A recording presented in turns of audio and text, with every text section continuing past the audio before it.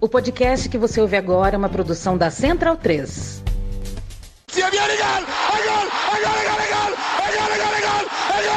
Parte Pirlo! ¡Qué vittoria! ¡Qué vittoria! Non lo so che ha segnato, ma chi se lo sa? Tardelli!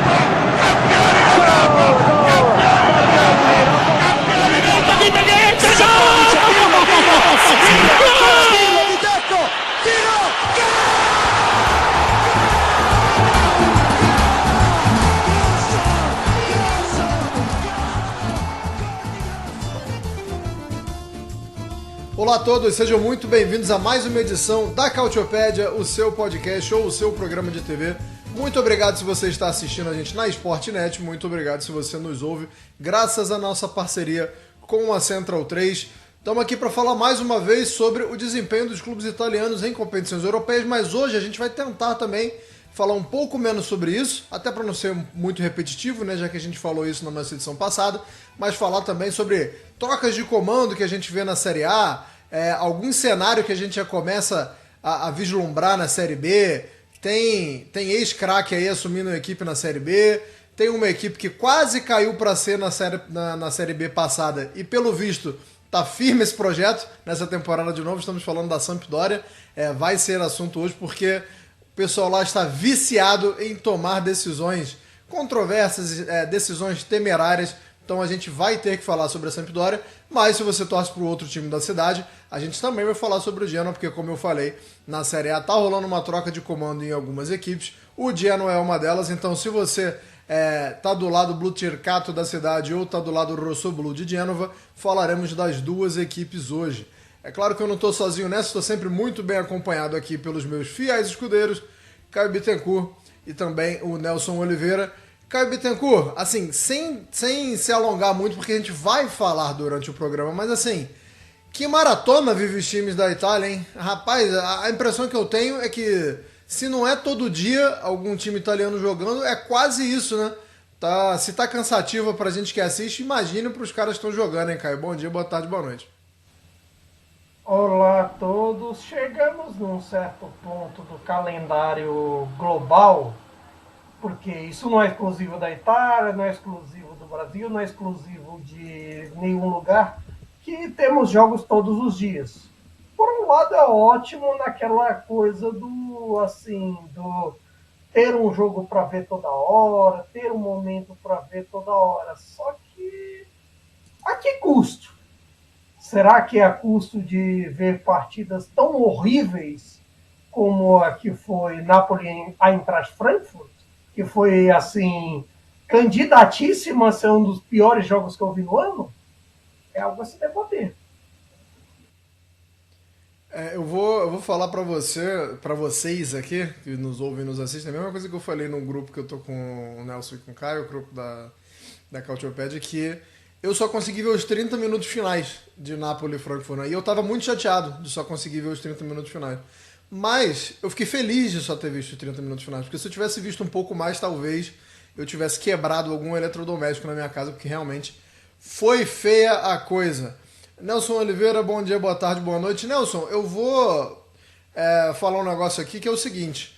A gente já citou na edição passada que agora a gente vai estar mais atentos aos comentários que a gente recebe pelo Spotify, as interações que a gente tem lá pelo Spotify.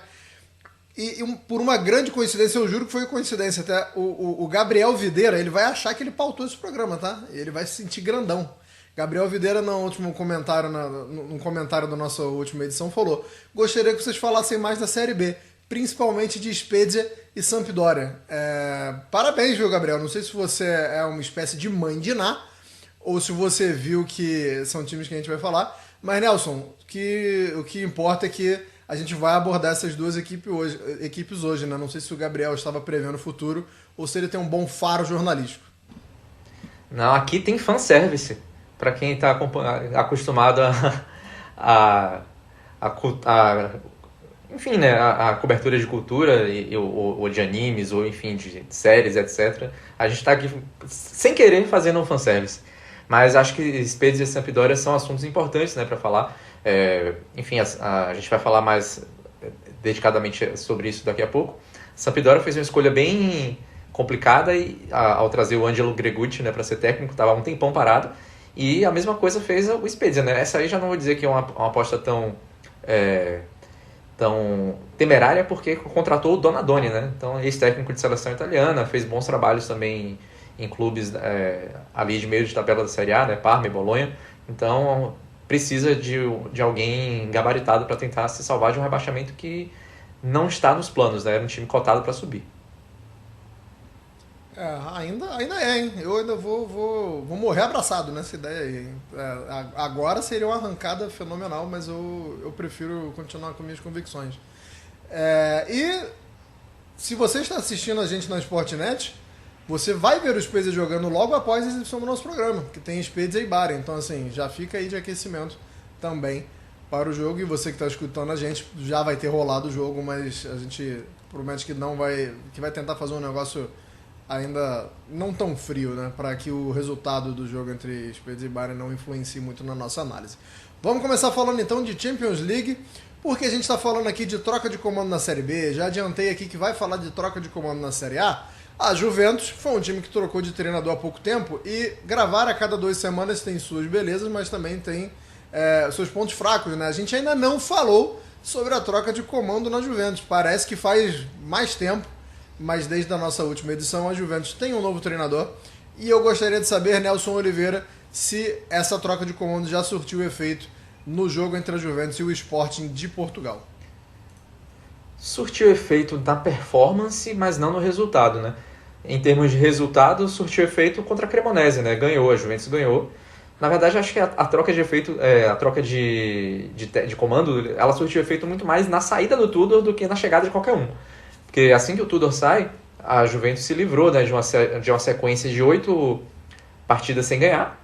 E o Máximo Brambilla, o interino, né, técnico do time sub-23, já fez o time produzir muito mais contra a Udinese, né? Foi uma vitória bem consistente da Juventus.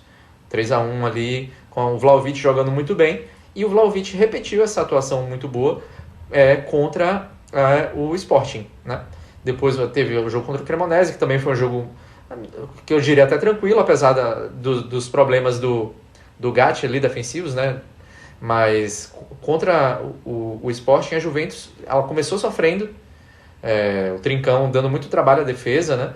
Uma defesa, inclusive, que acho que vale dizer, né? O Spalletti, desde que ele chegou, ele percebendo os problemas que a Juve tem defensivamente, né? Um número baixo até de jogadores para esse setor, que a gente até comentou, né, na edição passada. Ele experimentou utilizar o Kobe Miners, né, de zagueiro pela esquerda nesses 2 jogos, e o Kobe Miners, que vinha jogando muito mal, melhorou o seu nível de atuações, né? Assim, não é uma grande surpresa ver o Kobe Miners de zagueiro, porque quando ele jogava no AZ, ele já chegou a exercer essa função, mas na Atalanta não. E ele chegou até a dar uma criticadinha, né, no Tudor, que estava fazendo ele jogar quase de atacante. E ele disse, estava jogando quase de atacante, né? Não é muito a minha e tal. Quando ele foi perguntado pela melhora do rendimento dele, né? Mas o que eu acho que os 2 pontos principais até agora da chegada do Spalletti é que ele fez essa troca aí que deve ser temporária. Eu acho que o plano do Spalletti de fato é manter o Kobe Miners numa função mais parecida com o que ela fazia na Atalanta. E o fato de o Vlahovic estar jogando tão bem que o Chiellini, que é diretor da Juventus, né, chegou a declarar já que a diretoria vai reabrir as conversas para a renovação do contrato do Vlahovic, que estava com a porta da rua sendo mostrada, né, nos últimos meses. E acabou não saindo por acaso, uma saída que seria um pouco complicada, né, na última janela. E agora ele está totalmente renovado, jogou bem fez gol contra o Udinese, gol contra o Sporting, e jogou muito bem nesses 2 jogos, né?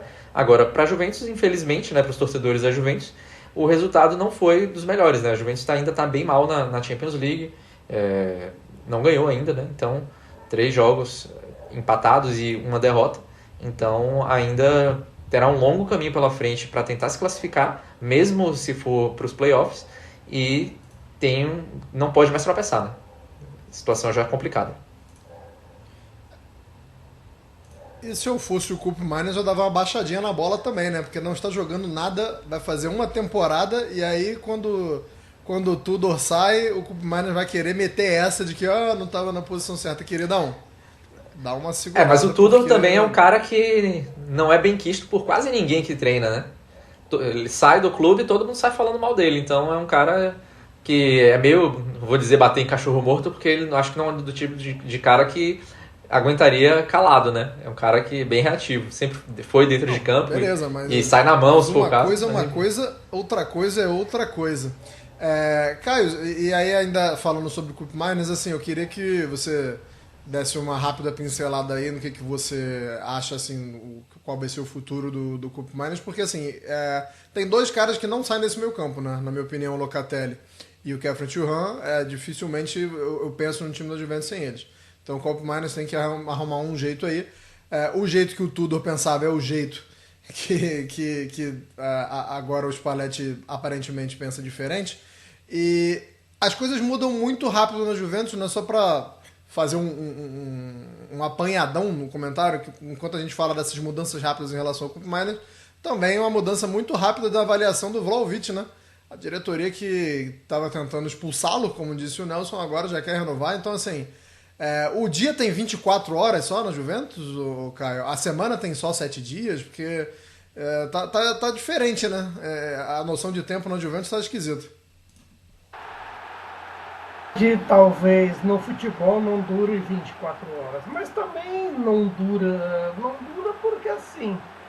porque há maneiras de você recuperar o seu status. O Vlahovic recuperou o seu status na Juventus. Você tem esse aspecto também. É bem verdade que você pode dizer que até o momento a situação fez com que, por exemplo, Jonathan David, o Openda ainda não tivessem no mesmo ponto e tudo mais que se esperava lá atrás como uma argumentação para mandar o Vlahovic embora, e aí tudo muda. Só que com o Koop Meiners eu acredito que isso vai depender do esquema que ele usar. Vai depender do esquema e da ideia que o Spalletti vai usar, porque muito por conta dessa questão, por exemplo, de terceiro zagueiro, vai ter também outras coisas em voga disso, porque se você levar em conta dentro desse sistema que foi o do jogo com o Sporting, é muito difícil você pensar que o Koop Meiners vai tirar a vaga do Khéphren Thuram, que ele vai tirar a vaga do Locatelli, e até mesmo não justificaria nesse momento que o Spalletti desse o espaço só para ele. De repente, um 3-4, 1-2 ou alguma outra coisa. Até porque também, né, no esquema base do 3-4-2-1, você vai tirar o Yildiz e o Chico Conceição? Que vai. Também não, porque eles têm a reserva técnica, têm a reserva de qualidade e acabavam justificando mesmo na época do Tudor. E o Tudor que era teimoso contra eles também. Então, assim, para arrumar esse espaço, o Koop Meiners vai ter que suar a camisa. Oportunidade para isso, no modelo de jogos aí, vai ter. Vai ter porque se joga assim, no espaço de 10, 14 dias, 3 vezes. 3, 4 vezes. Então, assim, pelo menos um minutinho aqui e ali, você vai jogar. Spalletti roda time, Spalletti põe os caras para jogar. Seria problema se você fosse Antônio Conte. Aí é outra história. Aí, calma, vamos chegar nele daqui a pouco. Mas vamos chegar lá. Vamos fechar então já para o Juventus. Eu vou aproveitar seu gancho, até porque a gente tem muito assunto hoje. E aqui no Canadá já se fala do descontentamento do Jonathan David, né, que pode ser que ele peça um empréstimo aí para essa segunda metade da temporada, porque acho que ele vai para a Juventus pensando assim, bom, o Vlahovic está saindo, vou chegar lá, a concorrência vai ser só eu e mais um. Não foi o que aconteceu, o Vlahovic ficando, já a imprensa daqui já fala bastante sobre essa possibilidade do Jonathan David ser emprestado. E a gente estava falando sobre a Juventus não estar bem colocado na Liga dos Campeões. Se engana quem pensa que o próximo jogo vai ser tranquilo, tá? A Juventus pega o Bodo Glimt fora de casa, mas lá na Casa do Chapéu, lá no Círculo Polar Ártico, lá em cima, lá muito em cima do planeta Terra. Então, assim, não sei se é uma garantia também de que vai ter uma rodada fácil na próxima rodada, não. Vamos passar para o Napoli, então? O Caio já antecipou que foi um jogo de doer os olhos e eu gostaria que ele falasse um pouco, não só sobre o jogo, mas como o Napoli tem realmente tido uma queda de desempenho de uma forma geral, né, Caio? E aí a gente tem a questão física, mas acho que também o Conte não está conseguindo extrair o melhor. Já estava um pouco difícil sem o De Bruyne, acho que naturalmente cai um pouco mais sem ele, né, Caio? Mas, e curiosamente, tempo atrás se discutia em Nápoles que o De Bruyne era um problema, porque o time tinha problema de fazer gol. Aliás, uma coisa que pouco se diz, essa gestão Conte sempre teve grandes problemas de fazer gol. Nunca foi, mesmo o time campeão italiano, um time que garantisse muitos gols, que empurrasse o adversário para o seu campo de defesa e tudo mais. Mas, assim, é uma especulação em excesso, criação de pouquíssimas chances reais, dificuldades em coisas que deveriam ser vantajosas para as qualidades do elenco. Por exemplo, se você levar em conta, na Série A, o Napoli tem o terceiro pior aproveitamento em cruzamentos. O que se você tenta levar em conta com o perfil dos atacantes, com o perfil dos pontas e tudo mais, chega a ser terrível de você levar em conta. Chega a ser terrível e é explicado pelo desempenho ruim do Politano, desempenho ruim do David Neres, desempenho ruim do Noah Lang, que mesmo tentando espaço no grito, acabava não conseguindo. A solução Elmas também rende pouquíssimo. E, assim, é curioso que ao longo da temporada se cobrava muito pela volta do 4-3-3, que é um esquema mais adaptado e tudo mais. Mas não adianta você mudar para o 4-3-3 se no fim das contas os seus pontas da vez, seja os quatro citados, ou até vez ou outra um McTominay ou quem quer que seja, eles aparecem, sei lá, quilômetros disso. Eles aparecem com muita previsibilidade, com muito poucas ações com os laterais da vez, seja o Di Lorenzo, seja o lateral esquerdo da vez, que podem ser 3, né? Tem Spinazzola, tem o Gutierrez, tem o Oliveira também. Então tem muito disso. Essa previsibilidade do ataque faz com que o time faça poucos gols e isso é o problema, no fim das contas. Porque em muitos jogos o Napoli acaba não matando e em muitos jogos, por conta disso, acaba sofrendo. E acaba não sendo um problema independentemente de quem joga. Aliás, eu quero parabenizar aqui a UEFA, parabenizar quem transmitiu o jogo, porque o camarada que conseguiu editar os melhores momentos de Napoli e Frankfurt, ele merece um Oscar de efeitos especiais, Globo de Ouro. Cara, o cara que conseguiu editar isso é um herói. Porque, assim, o cara que tá vendo aqui na Sportnet com a gente, fica pensando, o jogo foi melhor do que o que vocês estão falando. Não, porque tinha diversos problemas, diversos erros de passe, diversos erros de construção, um certo alongamento tático que não existe, e, claro, os problemas físicos de Antônio Conte. Quando eu falo muitas vezes, até como torcedor, que o sistema do Conte é um terrorismo total da bola, é muito por isso. É muito porque ele exige excessivamente dos jogadores do físico, exige excessivamente nos treinamentos, aí chega na hora do jogo, você aparece, por exemplo, num contexto que nem como no fim de semana, que 2 saem machucados. E ele se recusa a poupar Gilmour, se recusa a poupar Spinazzola, se recusa a fazer rotações maiores. A conta está chegando muito cedo. E antes disso, o Conte adora achar que o mundo não existia antes dele. Que antes dele os times não ganhavam títulos, que antes dele os times não disputavam Champions League, que não existia dificuldades. Era um mundo assim, nossa, que era tipo assim, que eu plantei o mundo.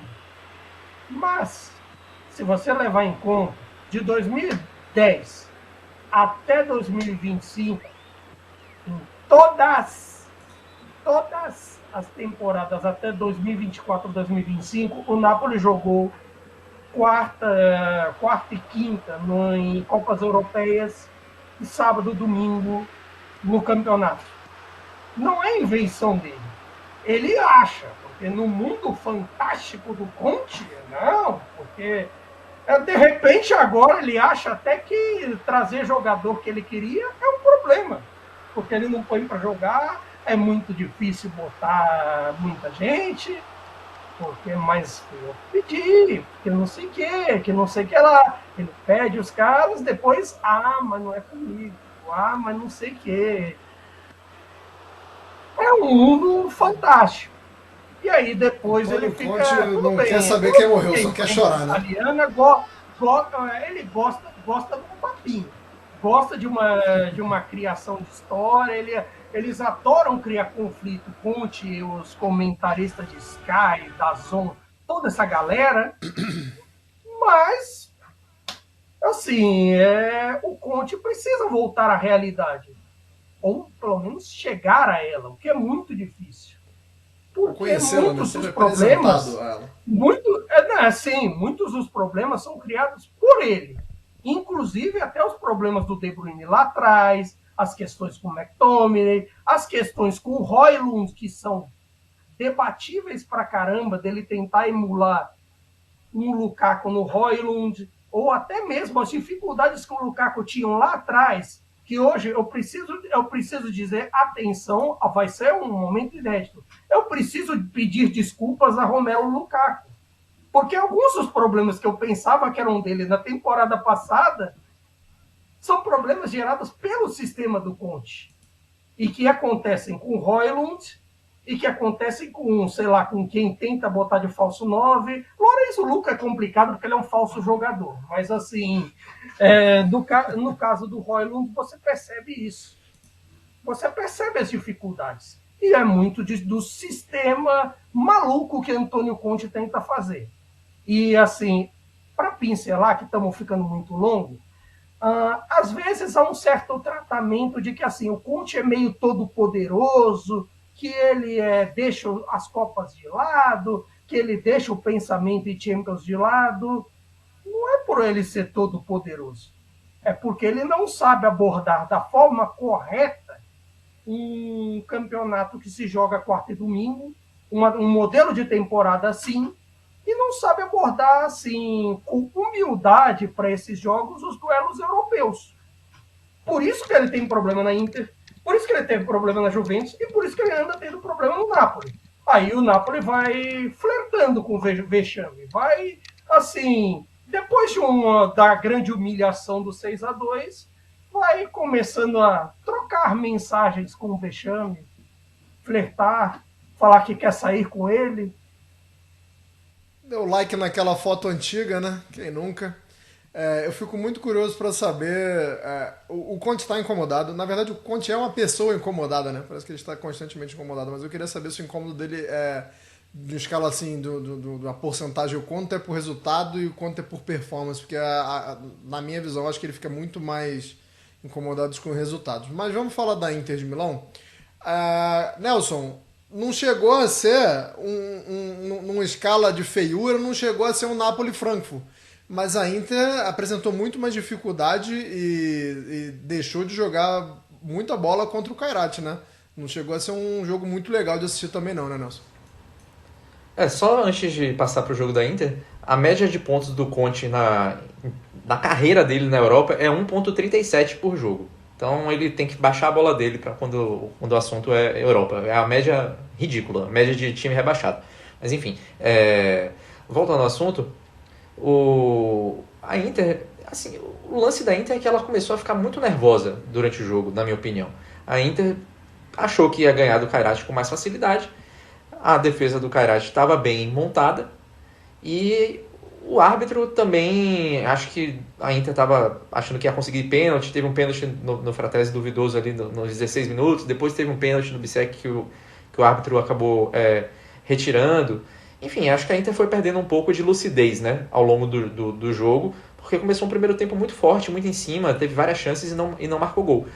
Na minha visão, o Kivo preparou o jogo para a Inter já marcar o primeiro gol rápido e ir lá levando o jogo mais na maciota, né? E aí o que aconteceu que foi o Kairat chegou a botar uma bola na trave, e aí, enfim, teve suas chances ali no primeiro tempo, né?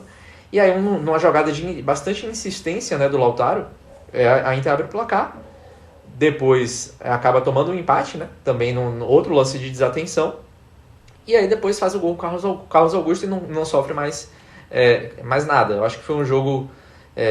também pesou um pouco o fato de a Inter ter mudado algumas peças, né? Em um setor muito específico, né? No meio campo. A Inter jogou com o Fratesi, que não está fazendo uma temporada muito interessante ainda, né? O Mkhitaryan está machucado e o Kivo optou pelo Fratesi ao invés do Susic. E o Çalhanoğlu não jogou, né? O Çalhanoğlu ficou no banco, entrou só no segundo tempo. Quem jogou foi o Zielinski, que não jogou mal, não jogou exatamente mal, né? Ele participa até da jogada do primeiro gol, mas eu entendo que isso faz o time ter uma rotação diferente da bola, né? Então acho que teve essa questão aí. Mas, enfim, se a gente for colocar na ponta do lápis, ganhou, né? E a Inter fez... primeira vez na história da Inter que ganhou os 4 primeiros jogos de Champions League. Nunca isso tinha acontecido. E é um dos 3 times que tem 100% de aproveitamento. A Inter fez o que dela se esperava. Teve um sorteio e a distribuição, né, dos jogos fez com que ela tivesse 4 jogos bem mais abordáveis no início da competição, em que era bem possível e provável que somasse os 12 pontos. Somou. E agora vai ter uma sequência bem mais complicada, né? Em que pese o fato de o Atlético de Madrid não estar tão bem, de o Liverpool também não estar tão bem, mas tem esses 2 times, e tem também o Arsenal e o Borussia Dortmund pela frente. Então, só que vai chegar nessa sequência aí muito bem posicionada, precisando somar poucos pontos para no mínimo ir para um playoff, né? Então, acho que em termos de desempenho não foi tão... de performance, né? Não foi tão interessante, mas fez o dever de casa. E a gente pode pensar que talvez a Inter tenha se desgastado muito mais do que deveria nesse jogo do Kairat, mas também não foi nem o caso. Eu acho que a Inter, apesar de ter sido um resultado magro, não foi um resultado que precisou correr tanto atrás. Acho que também pode ser um pouco de efeito do jogo contra o Verona, né? Que a Inter teve que resolver o jogo contra o Verona também muito tarde. Esse aí sim foi o jogo mais... com uma história até um pouco parecida, né? A Inter começa muito bem, tem chances, faz 1-0. Depois o Giovani, né, que jogou bem, faz o gol do Verona. E aí a Inter demora bastante para conseguir o seu gol para ganhar esse jogo. Mas, enfim, eu acho que é interessante, né, que o Maicon, né, ex-jogador da Inter, comentarista hoje em dia também, ele, para uma TV italiana, ele entrevistou o Kivo, né, depois do jogo. Eles foram colegas da Inter em 2010, né, 2009, 2010, enfim, foi durante mais tempo, mas durante a campanha, né, que a Inter ganhou na Champions League em 2009 e 2010. E ele falou, até a gente, né, quando a gente foi campeão, o Maicon, né, no caso falando, a gente teve jogos bem ruins também que a gente ganhou na marra, como o jogo contra o Rubin Kazan. E aí o Kivo chegou e falou, eu lembrei exatamente desse jogo aí. Agora nesse jogo contra o Kairat me lembrou bastante esse jogo. E curiosamente esse jogo está mais ou menos nessa mesma época, né, de temporada. Foi um jogo mais ou menos nessa altura da temporada e se eu não me engano, anteontem, né, na terça-feira, a Inter foi o aniversário de 15 anos de um jogo dificílimo que a Inter teve contra o Dinamo de Kiev, né? A Inter precisou virar aquele jogo, a Inter estava sendo praticamente eliminada da Champions League e conseguiu a virada com gols no final, né? Com a participação muito importante do Sneijder e do Milito naquela partida. Então foi um jogo que lembra, claro que a gente está falando aqui que a Inter, por causa disso, é um elenco comparável, etc. Não é isso, mas que às vezes os times têm jogos que são no papel muito mais fáceis, mas acabam se tornando muito mais complicados do que o esperado, né? Às vezes isso pode acontecer até com times multicampeões, que é o caso daquela Inter de 2009 e 2010. Eu me senti até mal agora, porque você trouxe tanta coisa positiva que eu joguei pra você a pergunta falando que o jogo tinha sido ruim e tal, mas é o que você falou, né? 4 vitórias consecutivas, é apenas 3 equipes, né? Estão com 100% de aproveitamento, a Inter é uma delas. O gol do Lautaro foi feio demais, mas é um gol assim, sem querer sacanear o Lautaro, mas é um gol assim, do estilão dele mesmo, né? Ele não sossegou enquanto ele não conseguiu fazer o gol. É mais um elogio do que. Eu não tô falando que o gol feio é por isso que foi a cara do Lautaro, mas é um cara que tenta e martela ali até conseguir. O gol do Carlos Augusto também muito legal. Você falou aí que a Inter faltou um pouquinho de lucidez, né? E falou que não foi um jogo nem que cansou muito a Inter, mas acho que mentalmente eu tô contigo, cansou sim. Falando em Lucidez é uma das grandes canções da música brasileira, né? Pra quem não conhece o Lucidez do Fundo de Quintal, pausa agora, vai ouvir.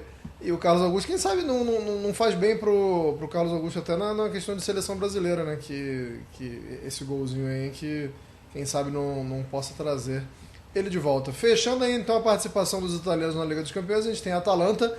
Achei, Caio Bittencourt, que seria mais um empate. A Atalanta, que tem infindáveis empates nessa temporada, seria o 9º empate da Atalanta na temporada, não fosse um chutaço do Samardžić. Graças a isso a Atalanta venceu, mas também dava pra ter feito gol antes, né, cara? Como perde gol e como empata esse time da Atalanta. Parece que a gente fica alternando aqui entre essas duas tônicas quando a gente falou da Atalanta nesta temporada. A Atalanta do Juric, né, Caio?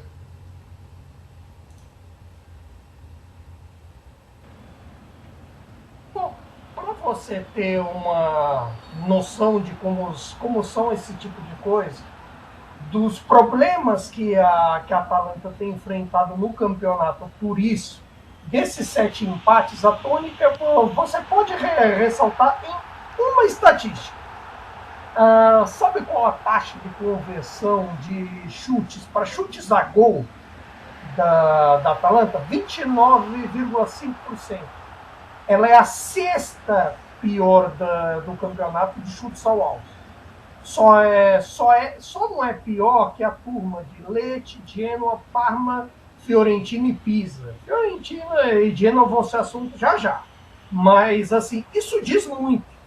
Porque o desempenho até que não tá complicado. A gente esperava, de repente, até a gente brinca, por exemplo, nessa coisa de meme em rede social, que o Juric é meio terrorista. Eu falava do Conte terrorista, que era o Juric, que assim, na qualidade. E no fim das contas, o Juric, ele, em boa parte do jogo, conseguiu assim, neutralizar pra caramba o Marselha do Deserto. Conseguiu ser bem eficiente, era um jogo interessante, de criação de chances, mas não adianta nada se, por exemplo, teve o fato do gol anulado do Lukman, teve o fato do pênalti perdido, e de certa forma saiu com o perigoso e até nas mãos do Carnesec um jogo que dava para a Atalanta ter ganho demais, que a Atalanta criou para mais diante do Marcelo. Conseguiu, num ambiente hostil como o Velodrome, fazer um jogo bem interessante, como já tem feito, como já tem criado com qualidade, como já tem feito. A questão é justamente você alinhar os problemas ofensivos e, de certa forma, apagar os incêndios e não causar os incêndios, como foi o caso Juric Lukman. Se bem que nesse caso Juric Lukman, não sei vocês, mas eu estou começando a achar que o povo vai estar dando razão pro Juric. Pode falar sobre essa treta aí, Nelson. E, cara, eu tenho um histórico de gostar de jogador vagabundo e parece que o Samardžić vai ser mais um que vai entrar na minha listinha. O cara Cara, treina mais ou menos, tem aquela pinta ali de que não tá ligando muito, mas que sapatada, irmão, que golaço que ele fez. Mas desculpa sair do tema, mas fale dessa relação aí, Lukman e Juric, e de como foi a saída do Lukman. É uma relação que é ruim de partida, né? Primeiro que o Lukman já não tinha uma boa relação com o Gasperini, já sai daí. E o Juric é pupilo do Gasperini, então já deve ter lá batido no telefone com o Gasperini. E aí, como é que é esse cara aí pra lidar? Esse cara aqui que fugiu do meu treinamento.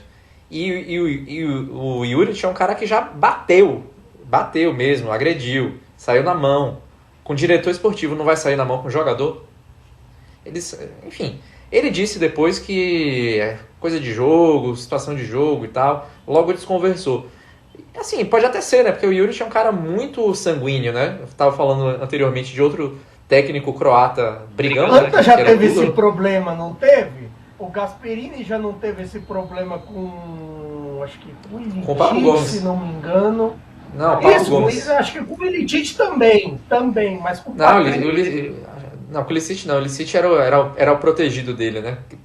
Quando até a questão lá de que ele ficou com depressão e tal, mas saiu na mão também com o Papo Gomes.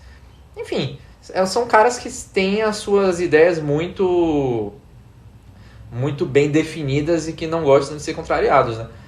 A questão do Lukman é que ele estava jogando bem, né? E ele também não saiu assim. Eu acho que a questão é que o Juric, ele superdimensionou a questão. O Lukman saiu apenas balançando a cabeça. Falou com ele, inclusive, na hora de sair de campo. Aí o Juric não gostou e foi lá, puxou o cara e o Lukman saiu com o cara. Você tá maluco?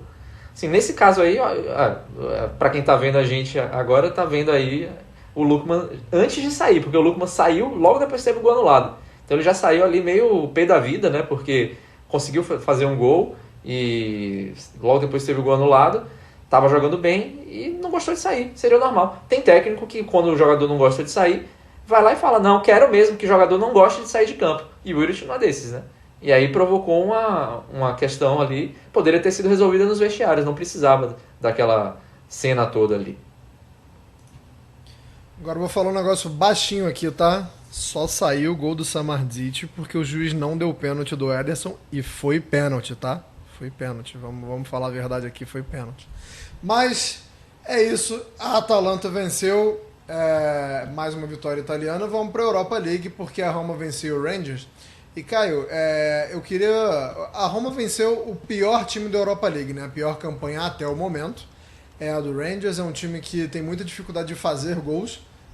Não à toa não fez hoje contra a Roma, mas focando no lado positivo, eu queria que você falasse da intensidade da Roma e da capacidade de competir, porque não é fácil, né, jogar na Escócia, e o que me chamou a atenção nesse jogo especificamente foi a demanda física do jogo, e a Roma conseguiu administrar muito bem, principalmente no primeiro tempo, né? Se o jogo pediu intensidade, a Roma conseguiu ter essa intensidade, conseguiu bater de frente. E passou alguns sustos ali, é claro, né, contra-ataques principalmente, mas tá competindo bem a Roma até aqui. Você acha que tem elenco e tem a questão física dos jogadores que estão no elenco da Roma vai ser cobrada em breve, ou você acha que a Roma vai conseguir manter essa toada em um tempo considerável? Olha, é até engraçado que na coletiva pré-jogo Gasperini deu algo assim a entender de tipo, no fim de contas é um verdadeiro descanso para quem não joga, coisa. E se você for parar para pensar, até no time que entrou em campo inicialmente, conseguiu uma boa jogada. Jogou o trio de zaga que é habitual, Svila, interessante. É claro que também não dá para você cortar a cavalaria, tipo assim, sei lá, como se chama na Itália, tipo, quando é poupar jogador, um turnover, um maxi-turn nesse caso, seria muito inviável pela dificuldade histórica que são esses confrontos e pela vontade que a Roma tem, pela ambição de estar entre as primeiras posições, o que significaria, nesse caso, cortar duas datas do calendário, que são aquelas datas ali se não me engano, dos 16 lá. Eu acho que a Roma tem que ter muito cuidado e tem que querer muito realmente cortar essas duas datas, porque acho que vai fazer muita diferença. Acho até que, como eu falei, é um time muito competitivo na questão da intensidade, mas não vamos esquecer que a Roma também tem jogadores que se lesionam com uma certa facilidade, né? Então, assim, não é que eles não consigam jogar em alta rotação, é que às vezes falta perna mesmo, às vezes falta ali uma qualidade física, digamos assim. Ô Nelson, queria que você falasse também sobre como essa Roma sofre pouquíssimos gols. Eu sei que isso já foi tema aqui, tá? Eu sei que isso já foi tema, mas eu acho que é um padrão que a gente deveria sempre bater na tecla, porque me chama muita atenção, né? Que esse time consiga e continue conseguindo ter essa qualidade. Não precisa nem se alongar muito, não, porque como eu falei, já foi tema aqui, mas é impressionante, cara, a solidez. E queria saber se também está atrelado a isso que eu falei para você no começo, do time ter uma boa competitividade, né? Se isso acaba resultando nessa defesa mais sólida e coesa. Não, tem a ver, né? A gente tem que ressaltar que isso é uma herança, né, da última temporada. O Ranieri consertou a defesa da Roma, né? E foi uma das segundas defesas menos vazadas da Série A. E o Gasperini tem mantido isso. Até o que a gente já comentou outras vezes, né? Do fato de que esse time não parece exatamente um time do Gasperini. É um time que não faz tantos gols assim, mas que se defende bem. Então, acho que é uma herança do trabalho anterior, que ele está sendo esperto em manter, porque ele sabe que ele ainda não tem condição de mostrar o futebol que ele gostaria, né? Não está ainda uma Roma da cara dele. Então, ele está preferindo manter certas coisas e eu acho que está certo nisso. Cara, você teve uns problemas no microfone aí, se você quiser completar sobre a Roma, complete, senão a gente vai pro Genoa, tá? O que você prefere? Acredito que essa Roma tem muito de heranças, assim, um pouquinho de herança da Atalanta, talvez não aquela maluca que, assim, que a gente esperava gols em profusão, mas que, assim, aquela reta final de Atalanta, que, assim, que já tem uns encaixes defensivos melhores, que você tem um sistema melhorado, que você tem, por exemplo, é claro que quando você tem um individual muito forte, que é o caso do Ziller no gol, que é o caso do Mantini, um desempenho coletivo muito bom, e eu acho até que, de certa forma, esse sucesso defensivo do Gasperini talvez não seja tão inédito. Se você lembrasse lá atrás, por exemplo, que as equipes do Genoa dele conseguiam, assim, ser mais sólidas defensivamente para o padrão das ideias de meio de tabela e tudo mais. Não era, assim, em efeito prático, assim, na segunda passagem, não era uma equipe que competia por vagas em profusão, mas que era sempre sólida, que era sempre difícil de ser batida, e isso é um aspecto interessante para uma Roma que está sendo competitiva na briga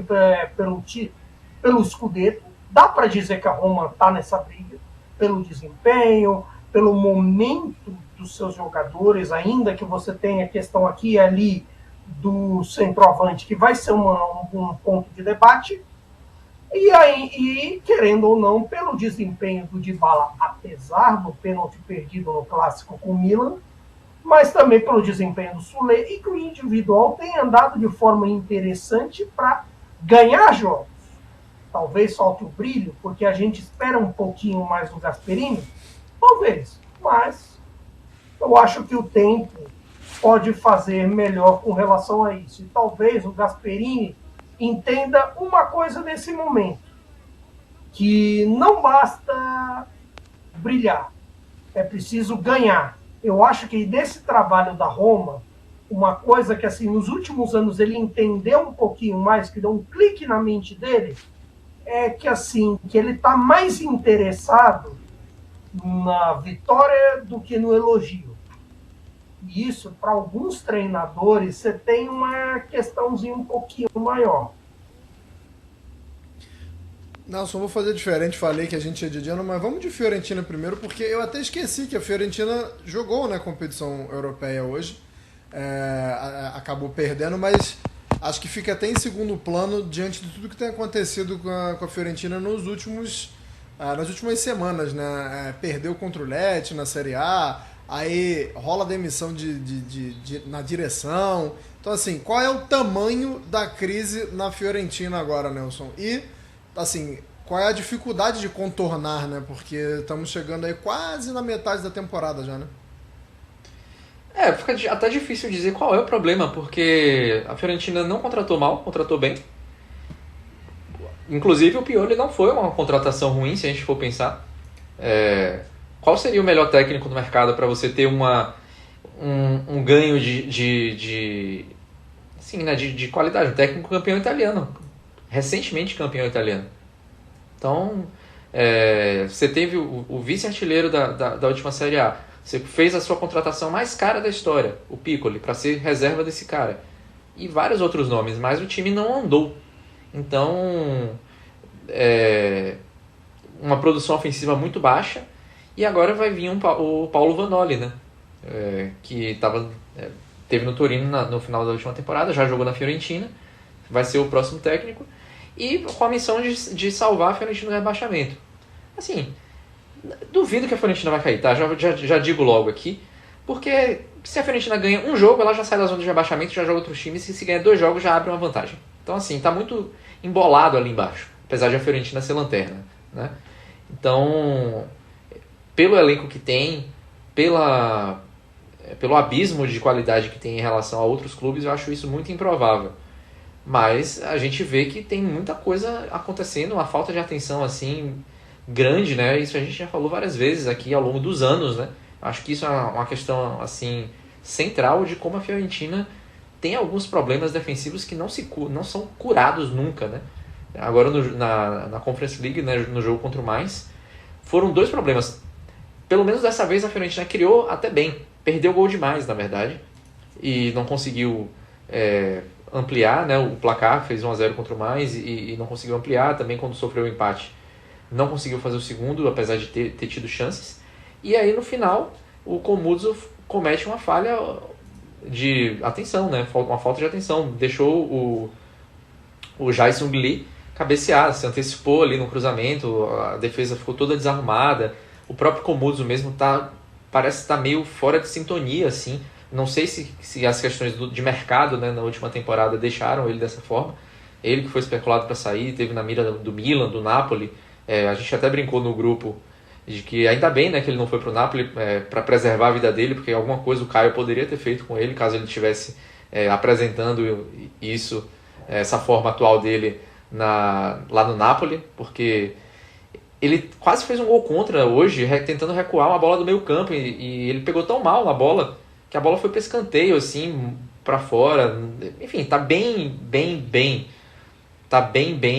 fora de sintonia com o Komuzov. Então, assim que ele entra, a defesa da Fiorentina começa a sofrer, né, contra o Mainz. E o Mainz é o lanterna também, né? Quer dizer, tá dividindo a lanterna com o Heidenheim na Bundesliga. Então, foi um jogo de lanternas de seus respectivos campeonatos nacionais, mas que estavam 100% na Conference League. Então agora a Fiorentina deve se classificar, né? Também ainda é favorita nos próximos 3 jogos que tem pela frente, mas acho que tem que focar mais na Série A um pouquinho. E aí a gente vai ver como é que vai ser o trabalho do Vanoli, né? A curiosidade é que o próximo jogo da Fiorentina é contra o Genoa, né? Então a gente vai ter o jogo ali já de técnicos estreantes. E no caso do Genoa é um cara bem conhecido, né? Pois é, o Caio vai falar desse cara bem conhecido, mas eu tava vendo ali as imagens do Artemio Frank, né, o estádio da Fiorentina, quase a metade do estádio está em obras. Lembrei do social media do Goiás, né, falando que ele ia pra obra em vez de fazer post, né, quando algum engraçadinho falou assim, pô, o time é nessa situação, e o cara fazendo post, ele, tá bom, amanhã de manhã eu estou nas obras. Daqui a pouco vai ter torcedor da Fiorentina, vai querer que alguns desses jogadores, né, vão ali pra construção, porque em campo não está funcionando. Caio Bittencourt, fale sobre o Daniele De Rossi no Genoa. O Genoa demorou a vencer na Série A. Quando venceu, aí caiu o treinador e troca pelo De Rossi.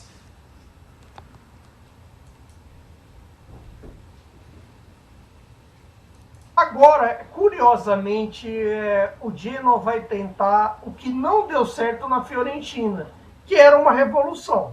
Só que ali você tinha, assim, certos pontos da revolução Pioli que falharam bastante.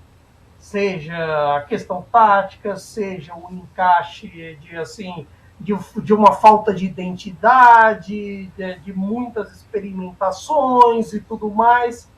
Nesse caso do Genoa, talvez você pense assim, que num primeiro momento, você não vai ter tantos experimentos, tantas coisas, tantas mudanças a princípio. Só que logo de cara, você já imagina uma coisa da mudança do Patrick Vieira pro De Rossi.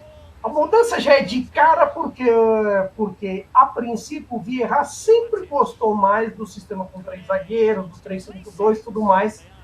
E assim, da experiência que temos do De Rossi pela Roma, ele gosta muito do 4-3-3. A maneira que você pode fazer de encaixe, de uma rapidez de trequartistas e tudo mais, de repente você pegar caras como o Norton Cuff e o Martin para atacarem bastante. Você tem uma questão do centroavante a resolver, que é muito fundamental, porque até aqui o Colombo, o Vitinha e o Ekuban não fizeram tantos gols que se imaginava, não foram opções tão fortes assim, e isso acaba por fazer a diferença, porque o Genoa, por muitas vezes, nesse início de campeonato, foi com problemas de falta de gols, não tanto com gols marcados, e isso acaba pesando, porque das equipes que não ganharam até aqui, primeiro que já é um caso raro, nós entramos assim para mais de um quarto de campeonato com aí o Genoa, assim, com a primeira vitória, vale lembrar, com 3 equipes que não ganharam jogos. Das equipes que não tinham ganho até a rodada passada, todas tinham perfis diferentes. Você tem o Verona, que assim, o Verona tem uma dificuldade enorme de administração de jogos. Você tem o Pisa, que de certa forma teve uma tabela enjoada, tem suas virtudes e tudo mais, mas precisa ganhar jogos. A Fiorentina, que tinha uma administração com o Pioli perdida nos jogos, e o Genoa, que tinha uma dificuldade especialmente com os gols. Não à toa, junto com o Verona, até o momento em que gravamos esse podcast, o pior ataque do campeonato. E isso pesa pra caramba nesse começo. Pior não, o segundo pior. Pior é o Parma, com 5. Que também tem tido lá seus problemas, mas ali, mesmo o marinheiro de primeira viagem conseguiu ganhar jogo. Que é o caso do Cuesta. Então, é esse aspecto. E o De Rossi já tem uma vantagem nessa briga justamente por essa experiência. Essa experiência de tirar de uma crise, de tudo mais, para respirar as coisas no Genoa. Que é um ponto. Só que ele tem uma desvantagem, por exemplo, em relação a outros ali, falando da Fiorentina, do Vanoli. O Vanoli conhece. O Vanoli jogou na Fiorentina. Então, você tem algum aspecto. Só que a Fiorentina também, a gente tem a sensação, olhando para o elenco, olhando para as peças, que é o estranho no ninho dessa história. O Genoa talvez a gente não tenha. A gente sempre tem essa impressão da Fiorentina, mas a Fiorentina está sempre contrariando as nossas impressões, então vamos ver. Esse que é o problema. Só que assim, as experiências do Pioli foram tão malucas na cabeça da gente que assim, a gente acha estranho. Por exemplo, a gente não sabe quem é o centroavante ideal dele, se é o Dzeko, se é o Kim, que cortaram o desempenho do coitado, se é algum outro. A experiência Fagioli de regista não deu certo, e outras coisas.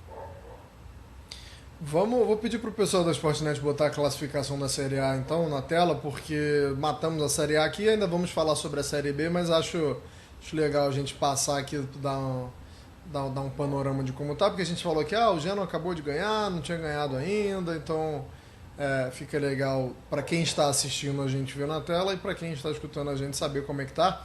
O Napoli liderando com 22 pontos, a Inter empatado, um triplo empate ali na segunda colocação entre Inter, Milan e Roma. O Bolonha vem logo atrás com 18, empatado com a Juventus. Aí temos o Como, que cada vez menos é uma surpresa, né? Se você está achando que o Como é uma surpresa olhando essa tabela ou escutando a gente falar aqui que está na 7ª colocação, não é não, tá, gente? Acompanhe mais. A Lazio com 15 pontos na 8ª colocação. Depois temos a Udinese. A Cremonese, ali não imaginei que essa altura do campeonato estaria com a segurança que está. Cremonese na 10ª colocação, à frente da Atalanta, do Sassuolo e do Torino, todos esses com 13 pontos. Cagliari e Lecce com 9 pontos, o Parma com 7, aí o Pisa com 6 pontos fora da zona de rebaixamento e o Genoa com 6 pontos já dentro, é o primeiro, o Verona e a Fiorentina a lanterna.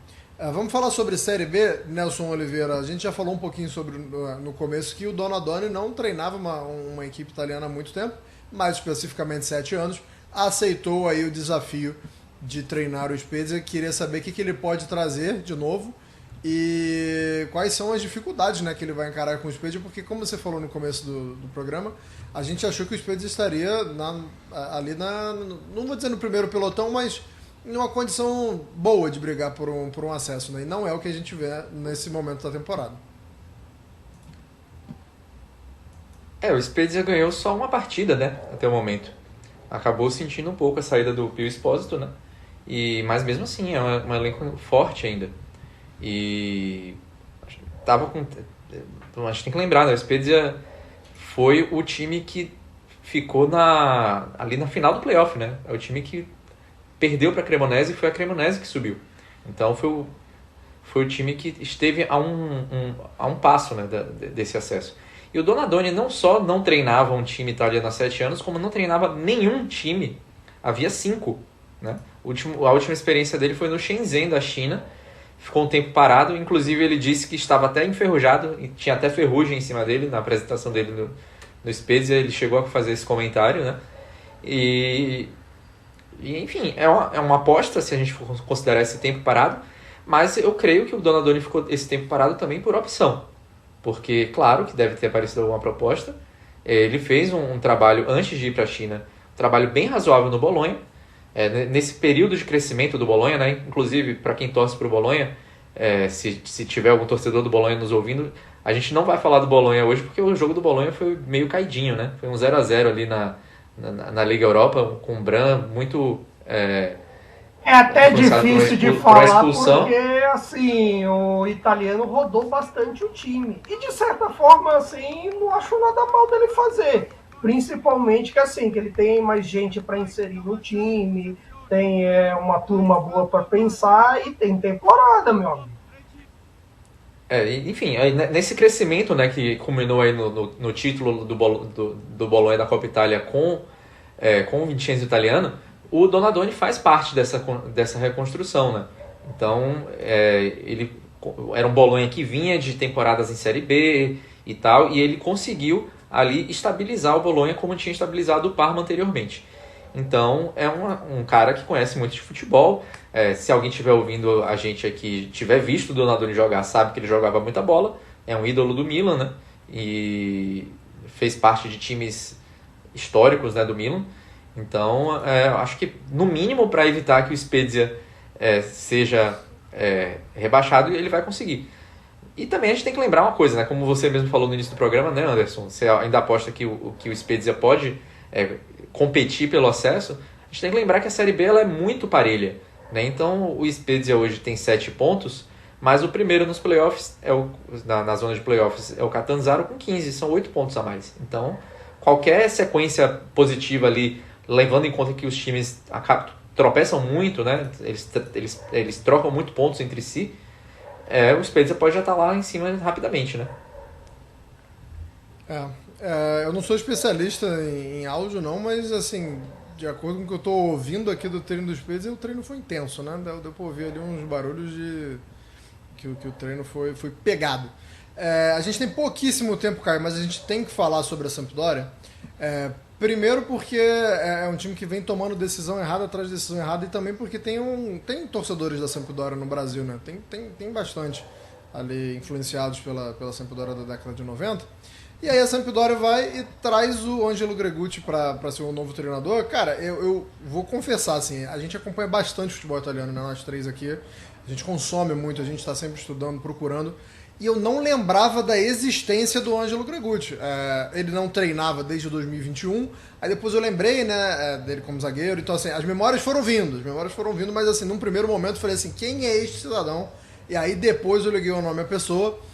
Que fase da Sampdoria de ter que recorrer a alguém assim, né, Caio? De certa forma,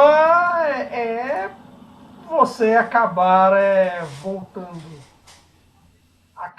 assim, ao passado de treinador, porque efetivamente eu acredito que tem um pouco ali da relação com o Roberto Mantini, que ele foi auxiliar o Roberto Mantini vai comandar pelo telefone, pô. Essa foi a decisão da Sampdoria. Não, pode ser o caso, porque basicamente a Sampdoria estava com as ideias de tentar você trazer os ídolos junto de volta. O próprio Mantini estava nessa, tipo, até na reta final da Série B passada tinha um papo assim de não, vamos trazer o Mantini de volta. Sim, ele está aí esperando telefonemas, inclusive até falaram nele em Juventus e Fiorentina, nessa troca de técnico. Só que, efetivamente, a gente não sabe o que a Sampdoria quer. Qual que é o projeto? É claro que se você for olhar com o elenco que a Sampdoria tem, com essas condições, e até vindo do que aconteceu na temporada passada, é muito difícil você mudar da água para o vinho, é muito difícil, mesmo num campeonato tão nivelado quanto a Série B. Mas, efetivamente, a essa altura do campeonato, a Sampdoria precisaria ter um mínimo de um projeto, um mínimo de uma ideia. E ali é muito difícil que exista. O lado bom é que num primeiro momento você consegue pensar em se recuperar, em respirar. Mas, por outro, para quem já está com a experiência da temporada aí, é muito difícil você, assim, brigar tantas vezes lá embaixo e uma hora não ir. É muito difícil. Diferente, por exemplo, do caso do Spezia. Você falou que a Sampdoria não tem projeto, eu diria que tem. A Sampdoria tem um projeto forte para ir para a Série C. O projeto está... pode ser o caso, mas assim, é diferente. O Spezia da temporada passada, você ainda, tipo, tinha um pensamento ali do meio para cima, tudo mais. Então, assim, você consegue vislumbrar que, sei lá, tudo ainda não está perdido. Da Sampdoria é difícil. É difícil pensar.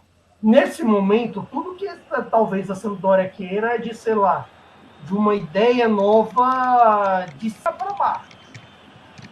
De baixo para cima vai ser difícil. Está sendo muito difícil, né? São muitos anos nessa toada aí. Espero que a Sampdoria consiga melhorar.